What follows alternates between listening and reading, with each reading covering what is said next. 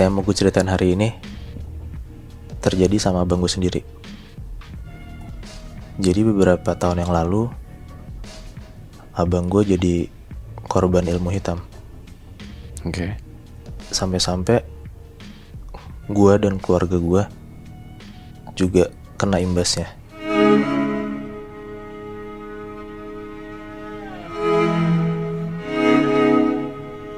Jadi ceritanya, abang gue ini beberapa tahun yang lalu kenal sama cewek. Pacaran lah mereka. Nah, pertama-tama gak ada yang salah tuh dengan hubungan mereka. Sampai abang gue ngajak ceweknya ini ke rumah gue aja disambut baik gitu loh sama keluarga gue, sama orang tua gue. Ya. Nah, beberapa bulan kemudian setelah mereka pacaran, keluarga gue tuh ngelihat kayak abang gue tuh ngelakuin hal yang berlebihan gitu loh buat ceweknya. Kayak gimana tuh? Nyokap gue tuh pernah mergokin abang gue beliin HP buat si cewek ini. Nggak cuman HP aja, ternyata abang gue tuh pernah beliin dia emas, kalung, dan pokoknya barang-barang mahal lainnya lah. Nah, ada suatu hari tuh ternyata abang gue tuh suka ngeluh ke bokap gue kalau misalnya dia itu kayak kekurangan uang lah, gajinya dia nggak bisa nutupin kehidupan sehari-hari dia lah. Sampai pada akhirnya abang gue minjem uang lah ke bokap gue, kira-kira 50 juta. Oke. Waktu itu dia bilang soalnya karena dia nggak ada duit, dia tuh jadi kayak pengen nyoba bisnis gitulah sama temennya, biar kayak muterin roda keuangannya dia lah gitu. Ya dipinjemin lah sama bokap gue kan, karena kan niatnya emang buat bisnis sama temennya. Iya.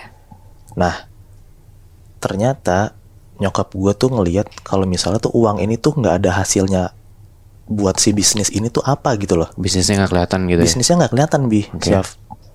Nah, tiba-tiba nyokap gue tuh ngelihat ke buku rekeningnya abang gue, 50 juta itu nggak cuman buat kehidupan sehari-harinya dia doang, tapi ternyata 50 juta itu ternyata habis buat nge-DP-in mobil pacarnya. Demi ceweknya doang? Demi ceweknya doang. Ya marah lah keluarga gue kan. Iya. Diingetin lah abang gue sama keluarga gue. Waktu itu tuh kami makan malam bareng di rumah. Nah, sengaja juga buat nyokap gue ceritain gimana perasaannya keluarga gue tuh ngelihat ternyata abang gue tuh ngebohongin mereka gitu loh. Abang gue diingetin bukannya malah sadar, tapi dia malah marah banget malam itu. Ke orang tua lu? Ke orang tua gue. Abang gue ngebentak-bentak nyokap gue. Abang gue sampai mau berantem sama bokap gue karena dia nggak terima kalau misalnya tuh dia dikasih tahu gitu loh. Oke. Sampai ternyata malam itu abang gue ngeberaniin diri buat keluar dari rumah. Kabur dari rumah. Nah, karena kejadian itu nyokap gue tuh jadi rada bingung gitu loh. Sebenarnya tuh abang gue nggak pernah kayak gini kalau pacaran. Oke. Sampai tiba-tiba kenal sama nih cewek, dan cewek ini bisa merubah sifat dan behavior abang gue ke keluarga gue. Nyokap gue tuh jadi ada firasat buruk lah tentang si cewek ini. Nyokap gue tuh kepikiran apa abang gue itu diguna-guna ya gitu. Nah, jadi temennya nyokap gue ini emang punya six sense gitulah. Orang pintar berarti? Ya, orang pintar lah. Nah, nyokap gue nanya ke temennya ini, sebenarnya anak gue ini kenapa sih kok dia bisa berani banget ngeluarin duit sebanyak ini buat ceweknya, dan dia itu bisa berani banget ngebohongin orang tuanya. Pas diterawang dalam tanda kutip sama temennya ini, ternyata bener abang gue itu dipelet sama cewek ini. Temennya nyokap gue bilang kalau misalnya emang dari awal cewek ini tuh emang mau ngincer hartanya keluarga gue gitu loh. Oke. Dan yang lebih parahnya lagi, bukan cuman ceweknya doang Syaf, yang emang guna-gunain abang gue, tapi satu keluarga si cewek ini, sumpah, bersekongkol emang cuma buat mau ngambil hartanya abang gue, harta keluarga gue. Berarti udah diincar lama dong. Berarti dari awal. sampai keluarga si cewek ini ikut turun tangan buat ngasih ilmu hitam, Syaf. Wow. Nggak cuma ceweknya doang dong berarti. Keluarganya juga. Keluarganya juga. Nah, setelah keluarga gue sadar kalau misalnya abang gue ini kena ilmu hitam karena si cewek ini, nyokap gue tuh bener-bener minta tolong ke temennya buat kayak ngelawan ilmu hitamnya si cewek inilah gitu. Tapi karena temennya nyokap gue itu udah menangkal ilmu hitam ke keluarga gue, tiba-tiba keluarga gue tuh jadi makin kena dampaknya gitu loh, Syaf. Maksudnya kena dampaknya? Yang tadinya abang gue doang yang kena guna-guna, belum ada bener-bener hal-hal mistis atau hal-hal aneh yang terjadi di keluarga gue dan rumah gue. Tapi setelah temennya nyokap gue itu menangkal ilmu hitam itu, Iya. hal-hal mistis itu kejadian ke gue, ke orang tua gue, dan ke rumah gue. Oke, ngerti. Jadi pernah suatu malam nyokap gue itu lagi sendirian di atas pas lagi maghrib, buat sholat maghrib lah nyokap gue. Setelah sholat maghrib, tiba-tiba nyokap gue itu pas lagi berberes mukenahnya, dia ngeliat di bawah kolong kasurnya nyokap gue itu kayak ada buntelan putih, apaan tuh gitu. Oke. Diambillah sama nyokap gue nih buntelan gitu. Ternyata buntelannya itu adalah kain kafan. Hah? Pas nyokap gue buka, dalamnya itu kayak ada tulisan-tulisan Arab yang udah kertasnya kebakar.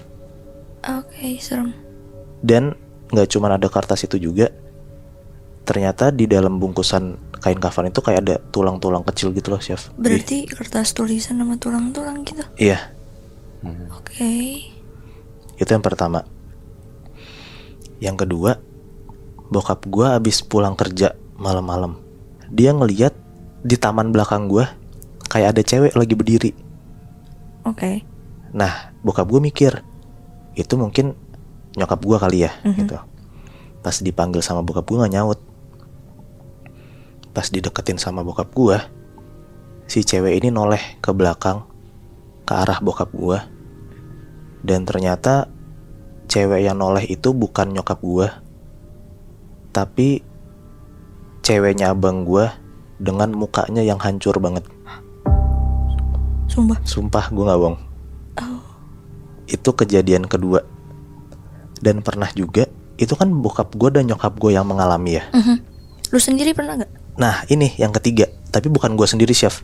Jadi pas gue lagi makan malam berempat sama keluarga gue, gak termasuk abang gue ya, tiba-tiba tuh ada suara jedak-jeduk gitu loh di luar pagar rumah gue. Kayak ada sesuatu hal yang dilempar. Oh ya. Pas gue sama bokap gue ngecek keluar, ternyata itu kelelawar, Chef. Kelelawar? Gimana? Maksudnya gimana? Jadi suara yang ngedobrak-nobrak gitu. pagar gua itu suara kelelawar yang nabrakin diri dia ke pagar. Terbang sambil nabrak pagar Terbang sambil gitu? nabrak, terus dia mati. Itu sekitar 5-6 kelelawar lah. Dan ada juga kejadiannya kayak sering banget malam-malam di taman belakang gua itu ada ular. Terus juga tiba-tiba gue pernah sering denger malam-malam tuh ada kayak suara cewek nangis di taman belakang yang bokap gue ngeliat ada si cewek ini. Terus ada juga malam-malam juga ada belatung banyak banget di dalam kamar mandi gue. Dan kejadian itu tuh berlangsung hampir 6-7 bulan lah. Lama banget. Nyokap gue nanyalah ke temennya, kenapa tiba-tiba ada kejadian aneh menimpa nyokap gue dan keluarga gue gitu loh. Dan ternyata benar, Chef. Hal-hal aneh itu terjadi karena keluarga ceweknya abang gue itu gak terima kalau misalnya guna-gunanya itu mau dilunturin sama teman nyokap gue. Oke. Dan setelah 6-7 bulan teman nyokap gue itu fight untuk ngelawan ilmu hitam ini, akhirnya teman nyokap gue bilang, ini susah banget dihilangin gitu. Pas nyokap gue tanya, kenapa susah banget dihilangin? Ternyata kata teman nyokap gue, celana dalam abang gue itu udah ditanam di taman belakang rumah si cewek ini Ih, sambil dibaca-bacain. Anjir. sumpah. Demi apa? Iya. Itu gue pertama Astaga. percaya nggak percaya Syafbi. Nah, setelah 1 tahun kemudian, kayak nggak ada angin nggak ada hujan gitu ya, abang gue balik ke rumah. Tiba-tiba. Abang gue balik ke rumah. Abang gue minta maaf, bener-bener bersimpu banget tuh di kaki nyokap bokap gue. Ditanya lah sama nyokap gue, sebenarnya apa yang kejadian sih selama 1 tahun ini? Kenapa abang pergi dari rumah dan bener-bener gak ngasih kabar sama sekali? Oke. Dan abang gue jawab dengan jelas, selama 1 tahun itu dia di rumah ceweknya bersama keluarganya. Dan abang gue lupa selama 1 tahun itu dia di rumah ceweknya bareng keluarga tuh ngapain aja, bang, gue lupa. Selama setahun beneran definisi lupa banget. Lupa banget. Tapi dia ingat dia setahun tuh ada di rumah itu. Ceweknya parah banget. Tapi- Cuman demi harta. Cuman demi harta. Anjir. Jadi pas abang gue pulang itu, abang gue tuh udah kayak gak bawa apa-apa gitu loh. Dia dompetnya, uangnya habis. Dan pas dia kabur dari rumah itu, dia bawa motor. Motor Oke. kesayangannya dia lah. Mm-mm. Dia balik ke rumah gak sama motornya. Nah dari situlah keluarga gue berasumsi kalau misalnya abang gue dipulangin dari rumah si ceweknya ini, ya semata-mata karena abang gue udah gak bisa diperas lagi duitnya.